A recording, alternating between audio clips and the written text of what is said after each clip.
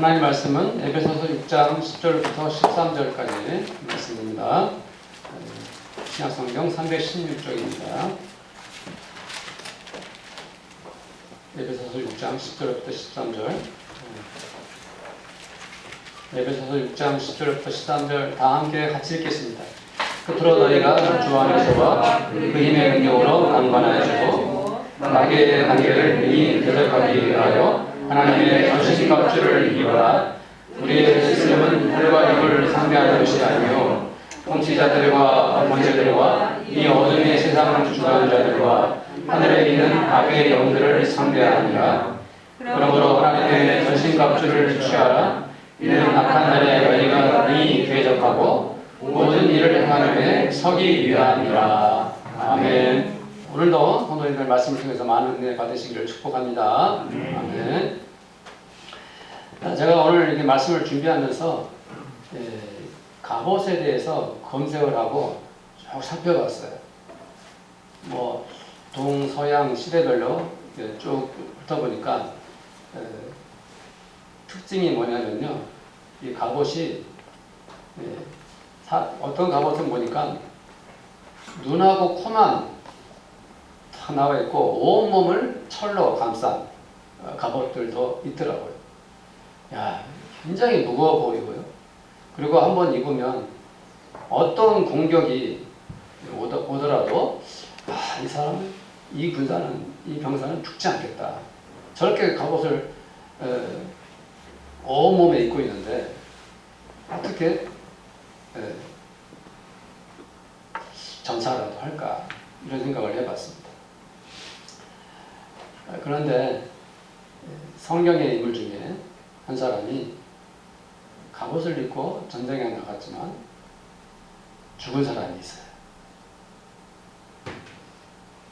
그것도 왕입니다.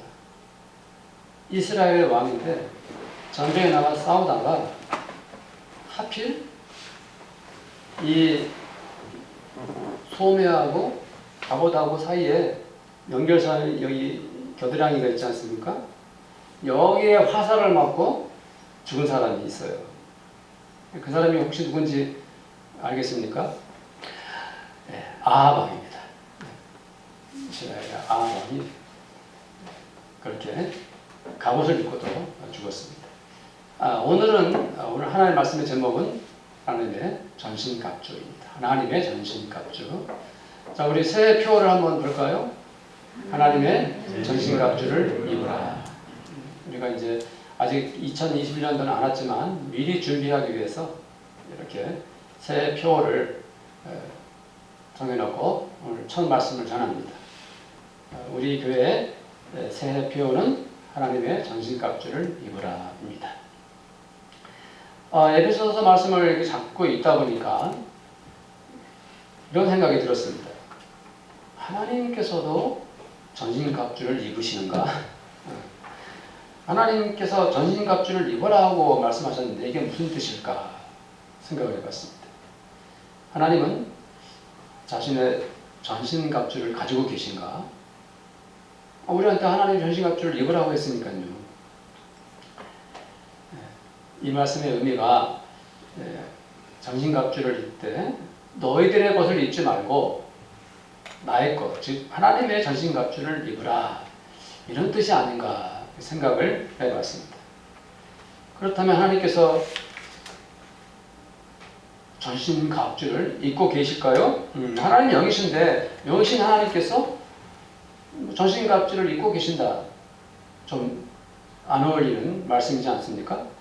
혹은 하나님께서 그 누구랑 싸운다고 해도 항상 이기실 것인데 구태여 전신갑주를 입고 계실 이유도 없으신 분이 바로 하나님이십니다. 그런 의미에서 봤을 때 하나님의 전신갑주를 입어라 라고 바울이 말한 것은 다른 성경 번역에도 보니까 이렇게 말을 했어요. 하나님께서 주시는 전신갑주를 입어라, 이런 표현을 해놨어요. 또 어떤 번역은 하나님께서 주시는 전신갑주로 완전 무장하라 이런 말씀을 해놨습니다. 다 같은 의미죠. 그래서 이런 의미에서 볼 때 바울은 에베소 교회의 성도들에게 하나님께서 주시는 갑옷으로 완전 무장을 하라 이런 말씀을 했다고 할 수 있습니다. 에베소서의 오늘 우리가 읽은 6장은 에베소서의 1장부터 쭉 바울이 써온 그 말씀의 결론에 해당되는 것입니다. 에베소서 6장은 바울이 에베소 교회 1장부터 6장 9절까지 예수님의 복음을 전했어요. 또 성도들의 삶과 윤리 이런 것을 가르쳐줬고요. 또 일터와 가정에서 어떻게 일하고 서로 섬겨야 할지 이런 것들을 말씀으로 쭉 채워나갑니다. 그런 다음에 에베소서 6장에서 결론적으로 말씀하시는 거예요. 결론적으로 결론을 내면서 이렇게 우리들에게 하나님의 전신갑주를 입으라 라고 바울이 말씀하고 있는 것입니다. 왜 바울이 이렇게 에베소서 6장을 맞춰가면서 하나님의 전신갑주를 입으라 이렇게 말씀을 했을까요?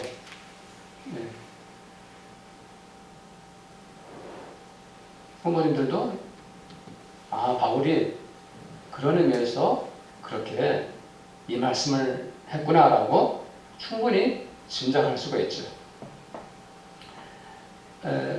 전쟁에 나가면 그 전쟁을 총지휘하는 사람이 총사령관이죠. 그렇죠? 그 사령관 밑에 또 장군들이 있습니다. 그 장군들 밑에 또 부하들을 군사들을 지휘하는 장교들이 있고요. 그런데 이 사람들이 전쟁에 나가기 전에 무엇부터 하게 됩니까? 무작정 전쟁에 나갈 수가 없죠. 작전을 세우죠. 그렇죠? 총지휘관과 장군들과 장교들이 모여가지고 이 전쟁을 어떻게 치러야 할지 충분히 작전 계획을 세웁니다. 지피지기, 백전백승 이런 말이 있듯이 그렇게 충분히 준비한 후에 전쟁을 하러 나가는 거죠. 그러면 그렇게 적을 알고 우리의 현실을 파악한 다음에 전쟁에 나가면 그 전쟁에서 이길 수가 있지 않습니까? 그래서 작전 계획을 다 세웠습니다. 그 다음에 이제 어떻게 해야 되죠? 당연히 군사들을 무장시키고 계획한 대로 전쟁터에 나가서 이제 싸우는 것입니다. 실제로 전쟁터에 나가야 합니다. 그래서 온 군사들을 무장을 시키죠. 에베소서 6장은 바로 그런 의미의 말씀입니다. 바로 바울은 에베소 성도들에게 여러 가지 복음으로 말씀으로 작전 계획을 완벽하게 세운 후에 이제 우리들에게 남은 것은 무엇이다? 나가서 싸우는 것이다. 전쟁에 임해야 된다. 라고 바울이 말씀을 전하고 있는 거예요. 무슨 의미인지 아시겠죠? 네. 그런데 그렇게 완전 무장을 하고 나가서 싸우는 대상이 누굽니까? 누구와 싸웁니까? 마귀와 싸우는 것입니다. 마귀와 싸우라 라고 말씀하고 있는 거예요. 오늘 11절 말씀에서 바울이 마귀를 말하는데 우리 성도님들 마귀가 어떤 존재인지 혹시 좀 알고 있습니까? 마귀가 어떤 자입니까? 나름 오랫동안 성경에서 배운 대로 성도님들이 알고 있는 지식이 있을 것이고 개인적으로 또 알고 있는 바가 있을 텐데요. 오늘 말씀에서 보면은 마귀가 어떠한 존재라고 먼저 표현되어 있습니까? 간계를 부리는 자예요. 바울은 마귀가 간계를 부린다라고 말합니다. 간계를 부린다는 것은 속임수를 쓴다는 말이고요. 계획을 세우는 것이라고 말하고요. 또 이 간계는 설계를 하는 거예요. 설계를 한다는 의미가 있어요. 또 음모를 꾸민다는 뜻이 있어요. 그러니까 마귀가 간계를 부린다는 것은 철두철미하게 자기 나름의 준비를 하고 마귀가 싸울 만한 큰 능력을 가진 존재라 라고 바울이 말하고 있는 겁니다. 우리 주변에 사기를 당하는 사람들을 가끔 보지 않습니까? 보이스피싱을 속아 넘어가가지고 사기를 당하는 사람들도 많지요. 제 주변에도 2명의 사람들이 보이스피싱에 넘어가가지고 상당한 금전적 손해를 본 일이 있었습니다. 왜 사람들이 그렇게 사기를 당하거나 보이스피싱에 당하죠? 그것은 속이고자 하는 자가 철저히 준비를 하고 계획을 세워가지고 치밀하게 행동으로 옮기기 때문이죠. 당하는 사람들은 얼떨결에 당하지만 그것을 속이는 사람들은 처음부터 철저히 준비해서 상대방의 가족들이나 지인들의 인적 상황까지도 다 파악을 하고 완전히 파악한 후에 그렇게 사람을 속이는 것입니다. 이렇게 사기를 칠 때는 자기 주변의 지인들을 심지어 이용해가지고 감쪽같이 속이고 맙니다. 마귀가 바로 그렇게 간교한 놈입니다. 마귀가 그렇게 간교한 자인 겁니다. 마귀에게 속아 넘어가면 얼마나 많은 사람들이 죄를 짓고 악을 행하며 고통과 절망의 나락에 떨어지고 맙니까? 마귀의 목적이 그거예요. 마귀 무서운 놈입니다. 속이고 거짓말하는 자예요. 요즘 우리 교회에서 수요일마다 요한계시록 말씀을 공부하고 있는데 요한계시록 12장, 13장에 보면은 용이 나오고 또 첫 번째 짐승이 나오고 두 번째 짐승이 나옵니다. 용은 마귀이고 첫 번째, 두 번째 짐승은 마귀가 부리는 그의 부하들이죠. 이 마귀는 온 세상에 파괴를 가져다주는, 고통을 가져다주는 자입니다. 마귀가 감히 불경스럽게도 하나님을 모독합니다. 마귀는 하늘의 천사들까지도 비난을 합니다. 비방을 합니다. 그리고 이 땅의 성도들을 박해합니다. 온갖 고통을 주고 옥에 가두기도 하고 심지어 그들을 죽이는 데까지 이르게 합니다. 그것을 주도적으로 행하는 자가 누굽니까? 용이고 그 두 짐승들입니다. 심지어 마귀와 그 짐승들이 행하는 이적을 보고 세상 사람들이 깜짝 놀랍니다. 깜짝 놀랍니다.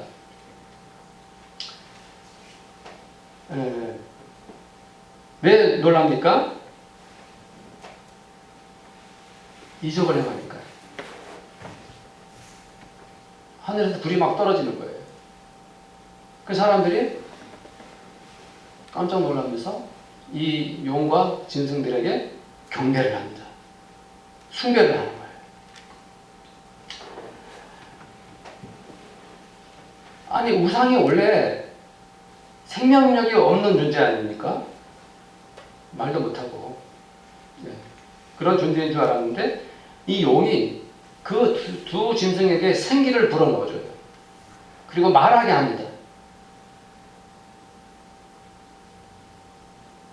그러니까 이 용이 두 짐승을 생명력을 불어넣어주고 인격적으로 말하게 해가지고 그 두 짐승이 세상 사람들 가운데 침투해서 그 능력으로, 그 강교함으로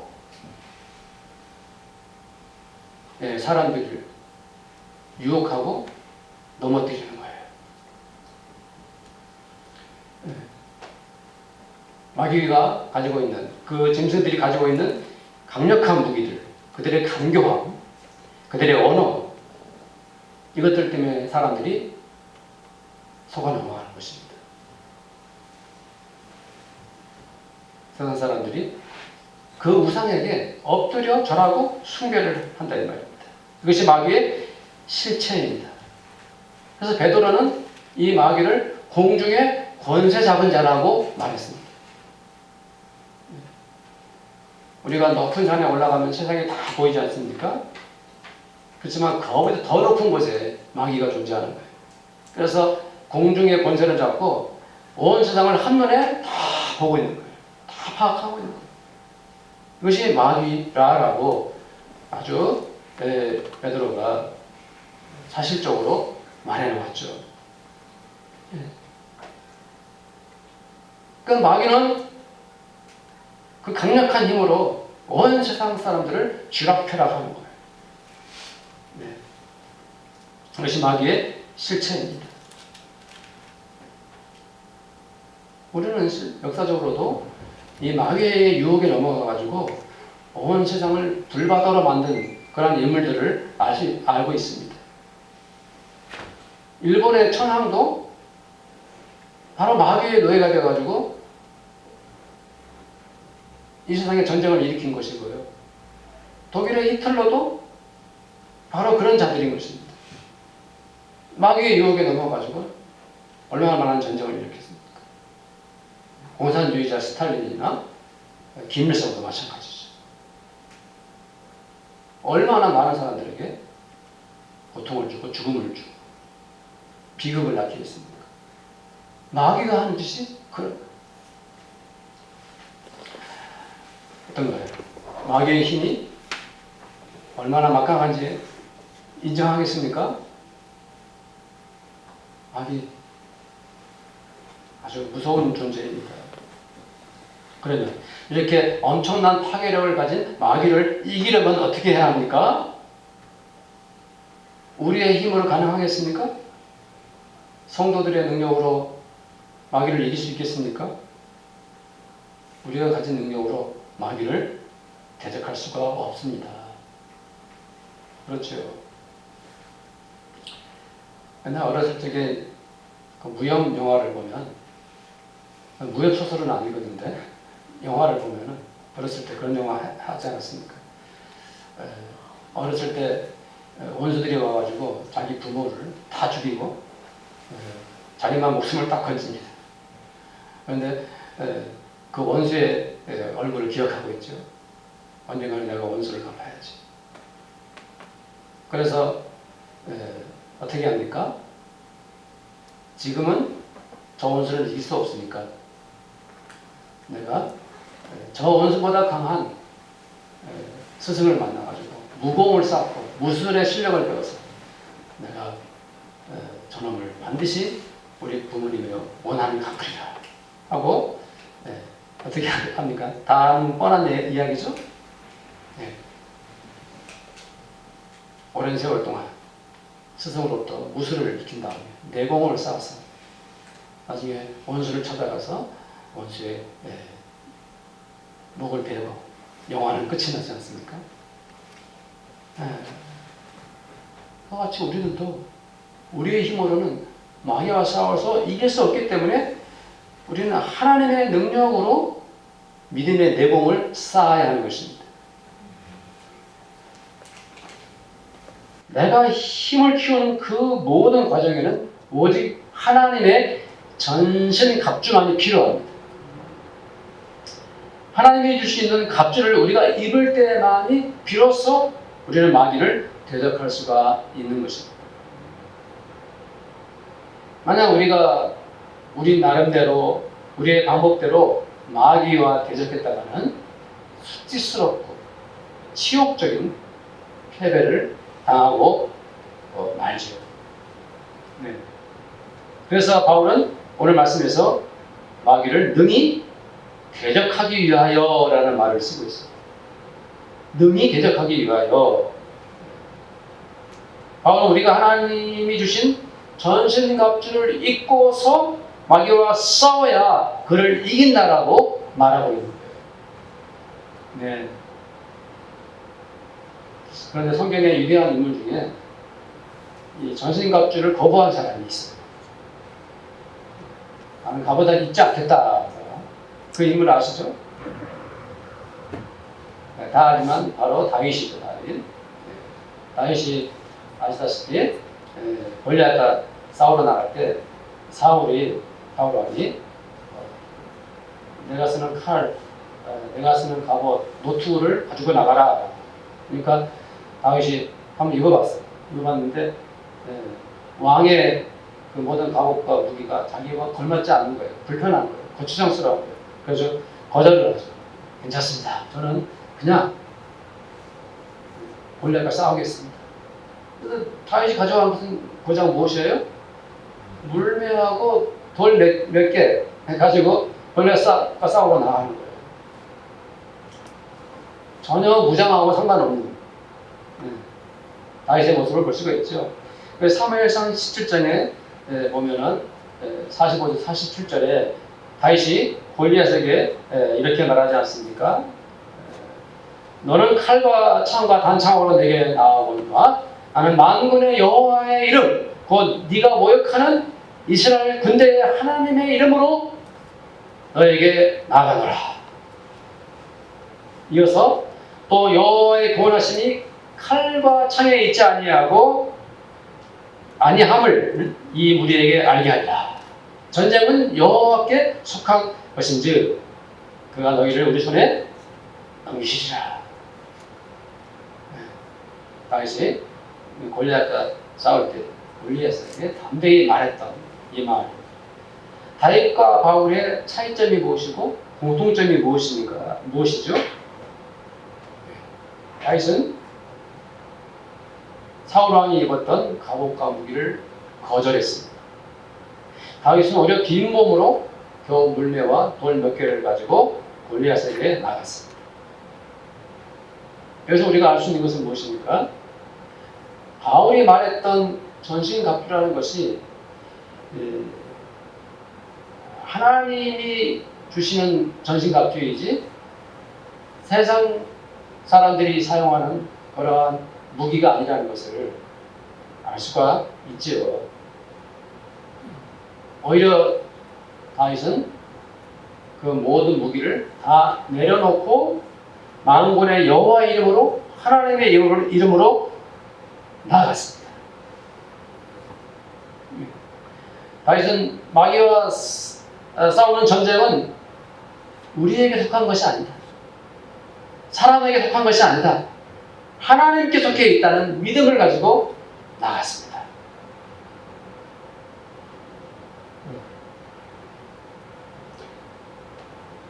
2021년도 새해 우리 교회와 성도들이 나가야 할 길, 그것은 하나님의 전신갑주를 입는 것입니다. 우리들 앞에는 언제나 골리앗이 기다리고 있습니다.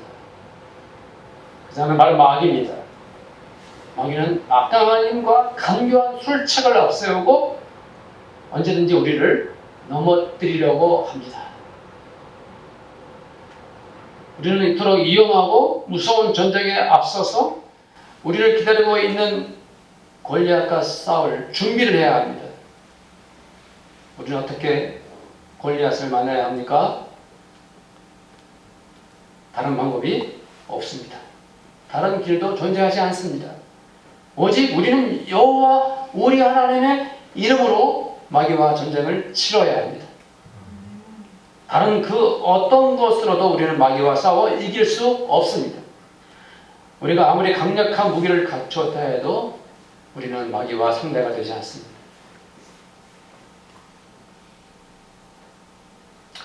지금은 온갖 이 첨단 과학 문명의 시대가 아닙니까? AI 인공지능이 사람들이 만들어 놓은 것인데 그 AI 인공지능이 지금까지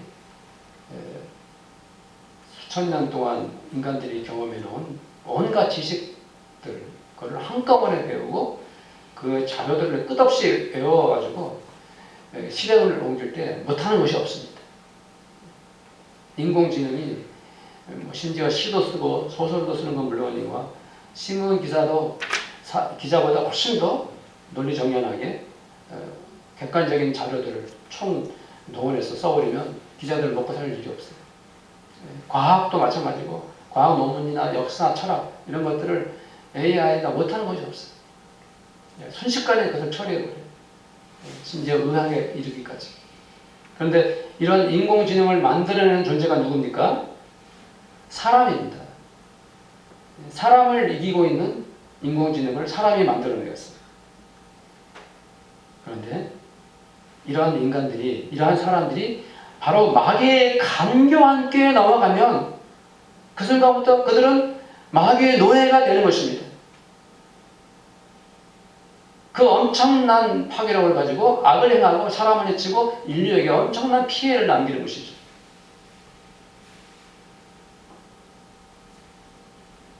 (12절) 말씀을 보면 마귀의 권력이 얼마나 놀라운가를 금방 알 수 있습니다. 12절 말씀을 보면 우리들이 싸우는 것은 혈과 육, 인간들을 상대하는 그런 싸움이 아니라고 바울은 단언하고 있는 거예요.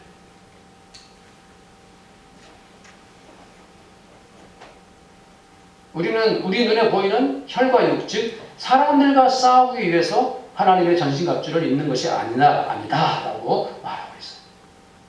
통치자들, 권세들, 이 어두움의 세상 주관자들과 싸우는 것이라고 말하고 있습니다. 이 말씀의 의미가 무엇입니까? 더욱 자세히 구체적으로 말하면 하늘에 있는 악의 무엇을 상대하는 것입니까? 악의 영들을 상대하는 거예요. 악의 영들이 누굽니까? 바로 용, 마귀, 그 짐승들. 그래서 바로 영적 전쟁인 것이죠. 신앙의 싸움입니다. 우리가 상대할 자는 바로 이 세상 사람들이 아닙니다. 이 세상 사람들은 우리가 오히려 사랑하고 서로 화목하며 품어줘야 할 사람들이죠. 그 배후에서 음모를 꾸미고 계략을 꾸미는 이 강교한 마귀와 우리와 싸우는 것이에요. 우리가 맞서야 할 상대는 사람이 아니라 마귀입니다. 용입니다. 그 짐승들입니다. 그 파괴자들입니다. 예를 들어 어떤 통치자가 마귀의 노예가 된다면 아까도 말씀드렸지만 온갖 테러와 폭력을 자행하게 되고 전쟁을 멈추지 않게 될 것이고 가난한 사람들을 착취하고 당하는 사람들 더 고통당하게 만들고 피를 말리게 하는 그런 지도자가 되는 거죠. 그러나 어떤 통치자가 하나님의 전신갑주를 입었다면 그 모든 사탄의 유혹을 물리치고 오직 여호와 하나님의 이름으로 사람들을 사랑하고 그들을 선한 길로 이끌고 하나님께서 기뻐하시는 위대한 일을 감당하게 되는 거죠. 우리가 한 사람이 누구의 손에 잡히느냐가 이 세상을 좌우하는 결정적 요인이 되고 있는 것입니다. 곳곳에 흩어져 있는 하나님의 거룩한 용사들이 이 마귀와 당당히 맞서서 마귀를 물리치고 하나님의 선하신 일을 이루어내는 그러한 하나님의 용사들이 얼마나 많습니까? 바로 그들이 하나님의 아들들이고 하나님의 용사들입니다. 하나님의 전신갑주를 입고 승리하는 사람들인 것입니다.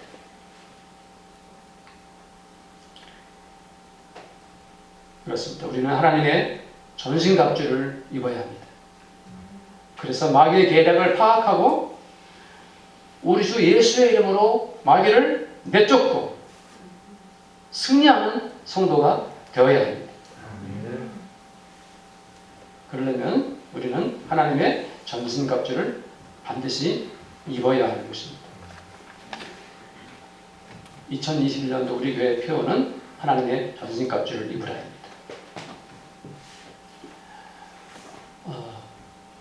어제도 우리나라 전국적인 코로나 발생 수가 600명을 넘었습니다. 우리는 올해 2월부터 시작된 이 코로나19 사태, 정말 갑자기 닥쳤기 때문에 준비가 부족했고 대처하는 방법이 서툴렀습니다. 온 국민들도 고통을 분담했고 교회들도 많은 어려움을 겪었습니다. 지금도 동일합니다. 그러나 우리가 더욱 이 시간에 생각해야 할 것은 온 인류의 위기, 우리 대한민국의 이 어려움, 교회의 이런 환란, 이 모든 것에서 분명히 우리가 올바로 생각하고 2021년도를 맞이해야 되는데, 그것은 하나님의 전신갑주를 입고서 이 어려운 상황에 우리가 대처를 하고 나가야 된다는 것입니다.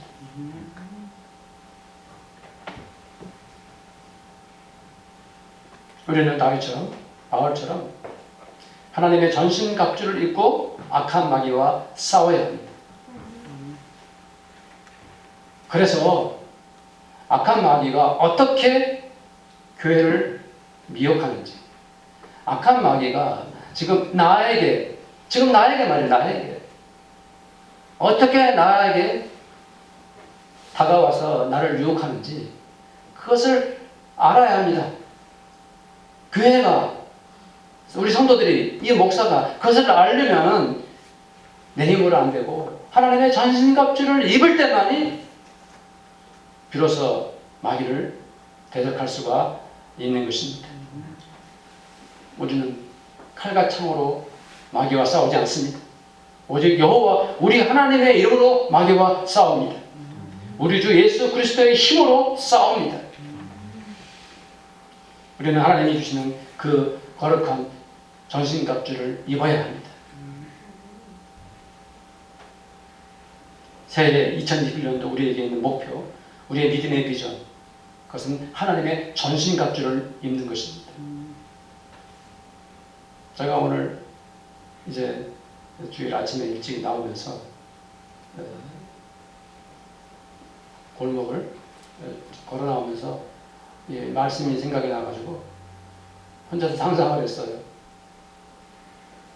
내 온몸이 하나님의 전신갑주로 딱 채워져 있는 그 모습을, 내가 그런 목사라면, 내가 그런 하나님의 아들이라면 하나님께서도 얼마나 기뻐하실까. 성도님들도 비전을 가지고 상상하십시오. 하나님의 거룩한 전신갑주가 내 온몸을 감싸는, 그래서 어떤 마귀의 유혹에도 넘어가지 않고 오히려 하나님의 이름으로, 예수의 이름으로 마귀와 싸워 승리하는 우리 교회가 되고 우리 성도님들 한 분 한 분이 다 되시기를 간절히 축원을 드립니다. 아멘. 하나님의 전신갑주를 입는 새해가 되시길 간절히 소원합니다. 아멘. 우리 합심해서 통성으로 기도하기를 원합니다. 기도할 때 하나님, 2020년도도 하나님께서 우리와 함께 해주셨는데 2021년도 새해에 우리 교회와 우리 모두가 하나님의 전신갑주를 입기를 원합니다라고 기도하겠습니다. 하나님 아버지,